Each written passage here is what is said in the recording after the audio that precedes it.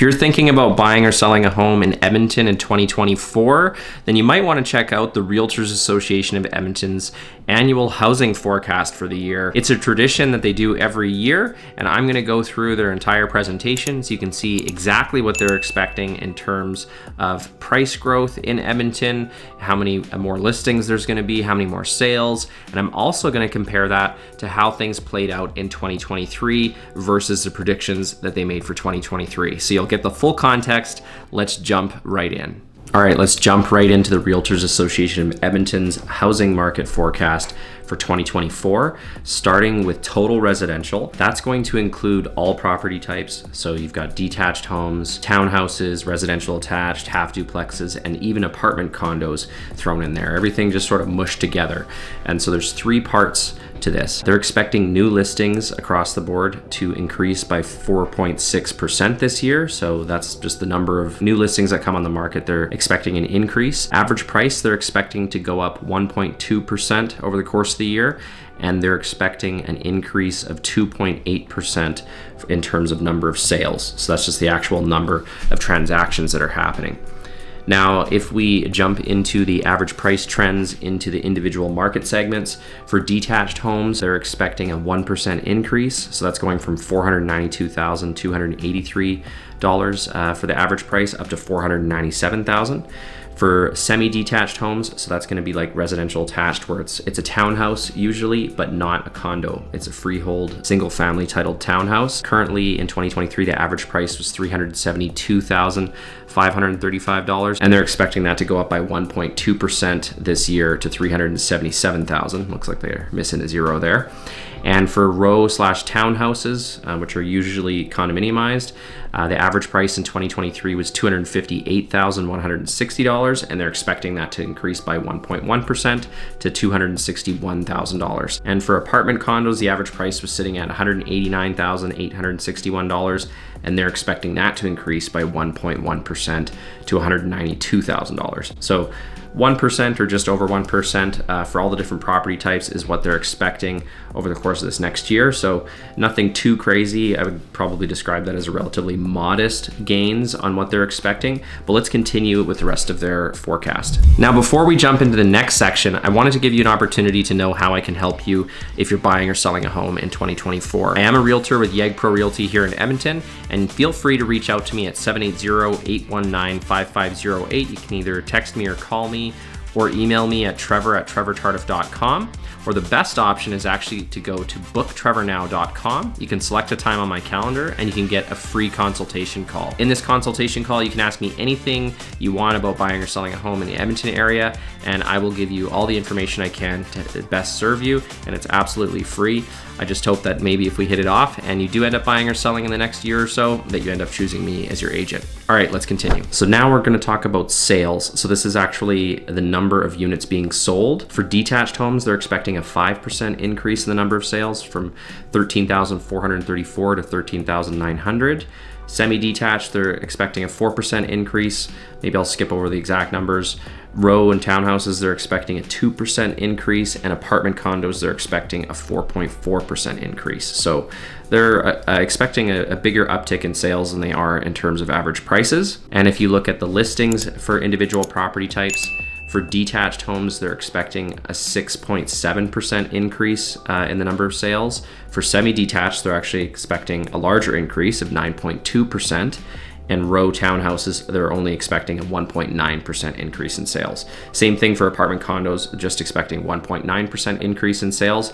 So you can see that they're definitely a little bit more bullish on detached homes and semi-detached homes in terms of the number of sales that are actually going to happen this year. And if we summarize all of this for average prices, you can see everything they're expecting for different market segments: 1% increase in detached homes, 1.2% increase in semi-detached, 1.1% increase in row and townhouses, and a 1.1% increase in condo apartments. Sales, 5% for detached, 4% for semi-detached, 2% for row and townhouses, and 4.4% for apartment condos.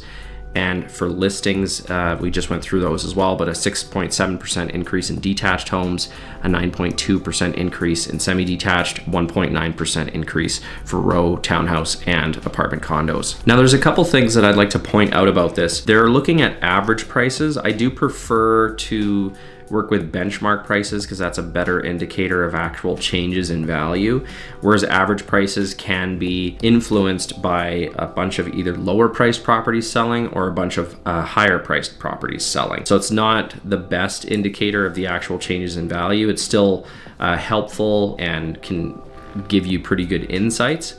But if you're looking at benchmark prices, that I think is a bit of a better indicator of how values change over time. Unfortunately, they didn't do a prediction for how the benchmark prices would change over time. So in terms of sales and listings, it was interesting to me that in most cases, they're expecting a bigger increase in listings than they are in sales, with the exception of row and townhouses and apartment condos. So the apartment condos, I guess that's not too much of a surprise. Like, we've had a lot more listings than we have had buyers for quite a while for apartment condos. So I'm expecting a bigger uptick in sales for apartment condos, but not as big of an uptick in listings. Tells me that they think that will move more towards a balanced market than it has been previously. That's not going to be like a huge switch, but that would adjust the balance of the market a little bit more in favor of sellers, but it's still mostly going to be in favor of buyers just because of how that market has been for the last several years. For row and townhouses, they're kind of expecting a very similar increase in sales and listings, so that shouldn't change the balance too much. But for semi-detached, they're expecting 9.2% increase in listings and only a 4% increase in sales. That is one of the tighter markets, so I think that'll be a welcome change for buyers if that is how things play out. And then it's not too far off for detached homes. Now, I also wanted to give you guys some context on what should you do with these predictions. These predictions could end up being way off, but one thing that might help you get a little bit more context is, how did the Realtors Association of Edmonton actually do last year based on the predictions that they made last year? So in the next presentation, I'm going to go through basically an analysis of what they predicted for 2023 and what actually happened. Doesn't mean that they'll be just as close or just as far this year as they were last year, but that can give you an indication on how much wiggle room could there potentially be in these predictions. So how did 2023 compare to what the Realtors Association of Edmonton predicted? If we look at unit sales, this is the greater Edmonton area, so it's not just Edmonton, it's including kind of like the Edmonton metro and larger areas there. For detached homes in 2023, there was 13,434 sales, and they expected there to be 13,600 sales. So they were less than 200 off. So actually pretty close for detached homes.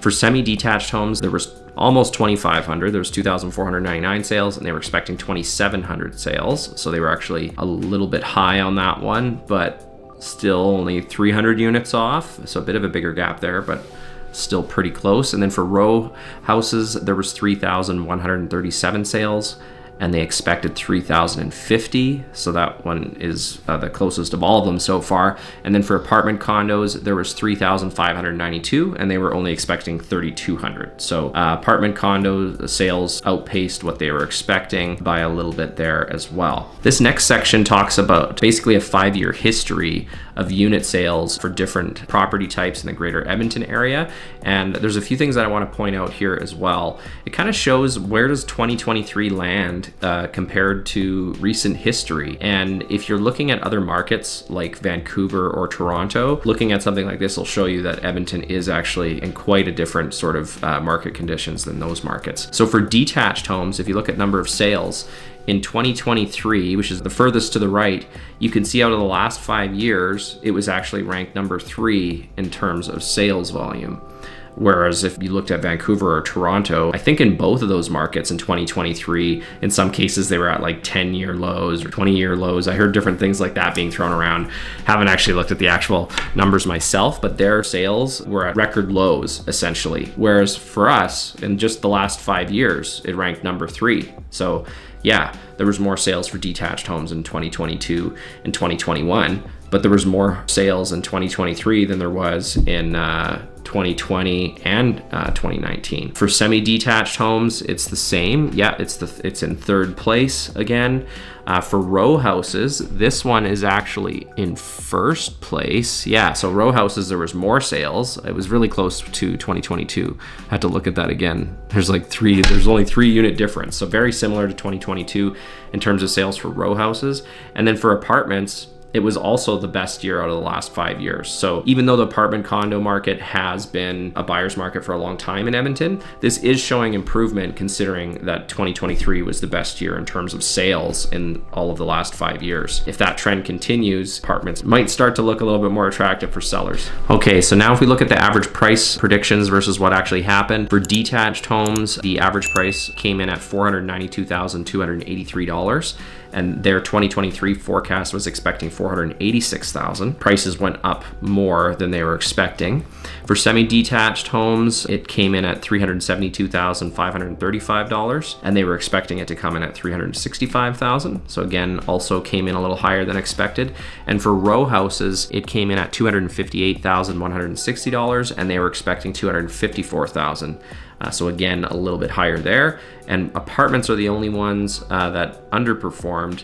They came in at $189,861, and they were expecting the average price to go up to $195,000. But all in, they're not that far off. One potential takeaway that you could take there is that perhaps the Realtors Association of Edmonton tries to be conservative in their projections and forecasts. The fact that in almost all cases except apartments, there was a higher average price than what they were expecting. If we look back at unit sales, they expected there to be more detached homes sold than did.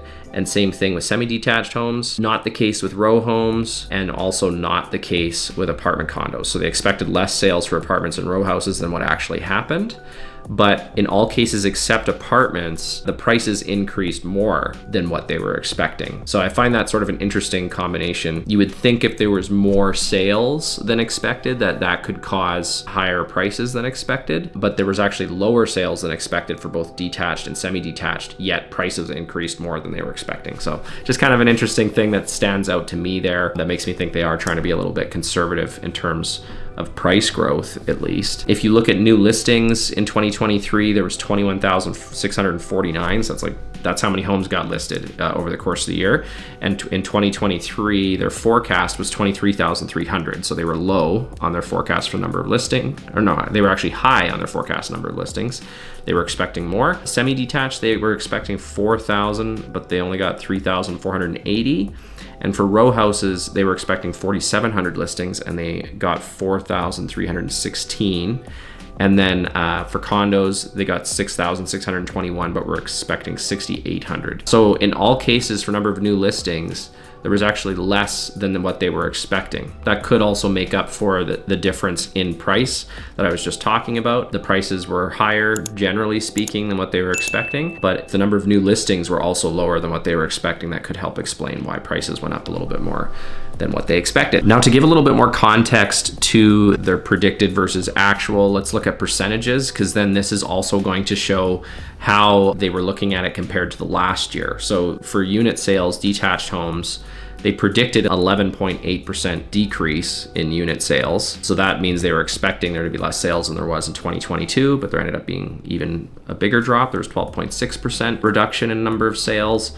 For semi-detached, they were predicting a 9.3% drop, but they got a 16% drop. For row houses, they were expecting a 2.4% drop, but they got actually a 0.1% increase in row houses. So there was more sales than expected. And for apartments, they were expecting a 1.3% increase, and they got a 13.6% increase. So probably the biggest outlier there. And then for average prices, they were expecting those to go down 2.9% in 2023, but they went down 1.6%. Semi-detached, they expected it to go down 2.4% in 2023, but they only went down 0.3%. Row houses, they were expecting prices to go down 1.4%, but they increased 0.2%. And apartments, they were expecting to go down 1.1%, but they decreased 3.8%. Listings, they thought that would drop by 5.7% for detached homes, but it dropped by 11.8%. Semi-detached, they thought it would drop by 3.7%, but it dropped by 16%. And row houses, they thought it would barely drop by 0.3%, and it actually dropped by 10.1%. And then for apartments, they thought it would drop by 2.6%, but it dropped by 5%. So that kind of gives you a little bit more further context there. Now, if you're wondering what neighborhoods were hot in Edmonton in terms of number of sales, for detached homes, a lot of these are newer neighborhoods like Secord, Chappelle, Summerside, Keswick, and Edgemont. Those are all newer neighborhoods that are basically still in development. So that helps with terms of number of sales, but obviously there's resale activity in there as well. For semi-detached homes, the top 5 selling neighborhoods were Laurel, Chappelle, Windermere, the Orchards at Ellerslie, and the Hamptons. Again, most of those are still under development, or if they're not, they're quite new. Like in the case of the Hamptons and Windermere, they're not that old, so there's still popular neighborhoods that are done being built, but not that old. And then for row/townhouses, top 5 was Walker, Chappelle, Summerside, Secord, and Rutherford. Now, if we look over at apartments, top selling was Oliver, and then downtown. Makes sense. Those are obviously well-established neighborhoods where there's a lot of apartment condos. Then Queen Mary Park, Rutherford, and South Terwillegar. So there you have it. There's the Realtors Association of Edmonton's forecast for 2024, but also a review of how things played out in 2023 versus their forecast. So hopefully that was valuable. Let me know what you guys think. And if you want to know some of my predictions, perhaps I can make another video. All right, I'll see you on the next one.